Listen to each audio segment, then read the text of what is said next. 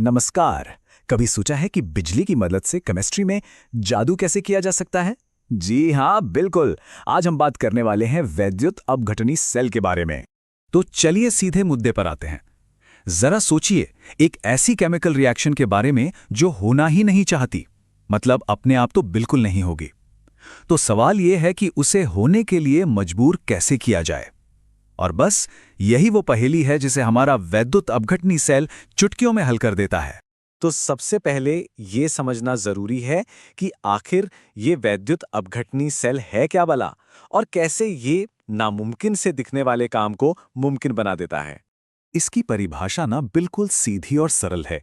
ये एक ऐसा डिवाइस है, एक ऐसा उपकरण है जो बाहरी बिजली का इस्तेमाल करता है। क्यों? ताकि एक ऐसी केमिकल रिएक्शन करवाई जा सके जो अपने आप नहीं हो सकती। मतलब ये एक तरह से केमिस्ट्री का वो जादू है जिसे चलाने के लिए बिजली की छड़ी घुमानी पड़ती है। अच्छा, तो अब सवाल ये उठता है कि इस सेल के काम करने का बेसिक प्रिंसिपल क्या है? मतलब आखिर इसके अंदर होता क्या है? देखिए, ये सारा का सारा खेल बस एनर्जी के एक फॉर्म से दूसरे फॉर्म में बदलने का है। तो कहानी शुरू होती है इलेक्ट्रिकल एनर्जी यानी विद्युत ऊर्जा से। हम क्या करते हैं, एक बाहरी सोर्स, मान लीजिए एक बैटरी, उससे इस पूरे सिस्टम में बिजली देते हैं। और फिर होता है असली मैजिक। ये जो इलेक्ट्रिकल एनर्जी हमने दी थी वो बदल जाती है केमिकल एनर्जी में।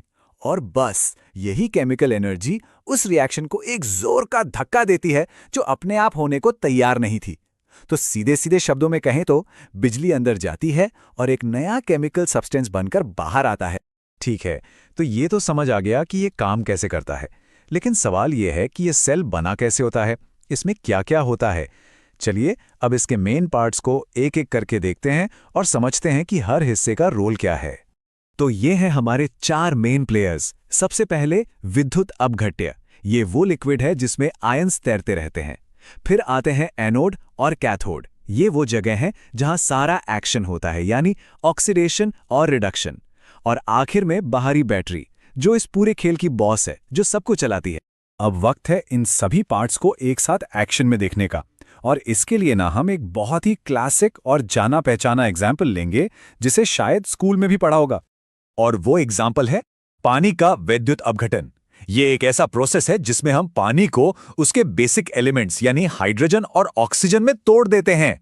अब देखिए, ये रिएक्शन अपने आप तो कभी भी नहीं होगी। इसे करवाने के लिए हमें बाहर से एनर्जी का वही पुश या धक्का देना पड़ता है। अब देखिए ये होता कैसे है। सबसे पहले हम बैटरी को पानी में डूबे इलेक्ट्रोड से कनेक्ट करते हैं। जो नेगेटिव इलेक्ट्रोड है यानी हमारा कैथोड, उस पर पानी से हाइड्रोजन निकलकर गैस बन जाती है। और जो पॉजिटिव इलेक्ट्रोड है यानी एनोड, उस पर बनती है ऑक्सीजन गैस। है ना, एकदम सिंपल और कितना प्रभावशाली। चलिए अब एक बहुत ही इंपॉर्टेंट पॉइंट पर आते हैं, एक ऐसी बात जो अक्सर स्टूडेंट्स को कंफ्यूज करती है। और इसके साथ साथ हम ये भी देखेंगे कि ये पूरा प्रोसेस असल में हमारी दुनिया में कितना ज्यादा काम आता है।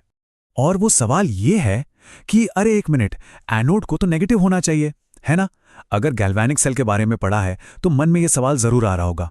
चलिए आज इस कंफ्यूजन को हमेशा हमेशा के लिए दूर कर देते हैं। इस स्लाइड पे जरा खास ध्यान दीजिएगा क्योंकि ज्यादातर गलतियां यहीं होती हैं।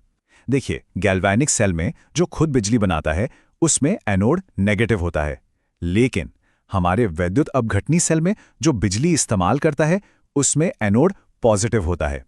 ये एक ऐसा पॉइंट है जो एग्जाम्स में और वाइवा में बार बार पूछा जाता है, तो इसे अच्छे से याद रखना है। और हाँ, ये सब सिर्फ किताबों की थ्योरी नहीं है। इस प्रोसेस के हमारी रियल लाइफ में बहुत बड़े बड़े यूज हैं। सोचिए, चम्मच पर चांदी की परत चढ़ाना हो यानी इलेक्ट्रोप्लीटिंग, या फिर कॉपर जैसी मेटल्स को एकदम प्योर करना हो यानी इलेक्ट्रो रिफाइनिंग। यहाँ तक कि हवाई जहाज बनाने वाला एल्यूमिनियम भी उसके अयस्क से इसी प्रोसेस से निकाला जाता है। मतलब हर जगह वैद्युत अपघटन का ही कमाल है। तो चलिए इस पूरी बातचीत को एक आखिरी और एक एक्सपर्ट लेवल के सवाल के साथ खत्म करते हैं। ये सवाल आपके अंडरस्टैंडिंग को और भी पक्का कर देगा। वो एक्सपर्ट क्वेश्चन ये है कि आखिर वैद्युत अपघटनी सेल में एनोड पॉजिटिव होता ही क्यों है? ये वो सवाल है जो सच में दिखाता है कि कॉन्सेप्ट कितना क्लियर है। और इसका जवाब ना बहुत ही लॉजिकल और सीधा है। और जवाब ये है क्योंकि जो बाहरी बैटरी है ना, वो एनोड से इलेक्ट्रॉन्स को अपनी तरफ खींच लेती है, जबरदस्ती खींचती है। अब जब एनोड से इलेक्ट्रॉन चले गए तो वहां इलेक्ट्रॉन्स की कमी हो गई और बस इसीलिए वो पॉजिटिव चार्ज हो जाता है। सारा खेल उस बाहरी बैटरी का है। ये एक सिंपल लेकिन बहुत पावरफुल एक्सप्लेनेशन है जो सारी कड़ियों को जोड़ देता है। बस इस एक लाइन को याद रखिए और वैद्युत अपघटनी सेल का ये सबसे जरूरी कॉन्सेप्ट कभी नहीं भूलेगा। तो आज के लिए बस इतना ही।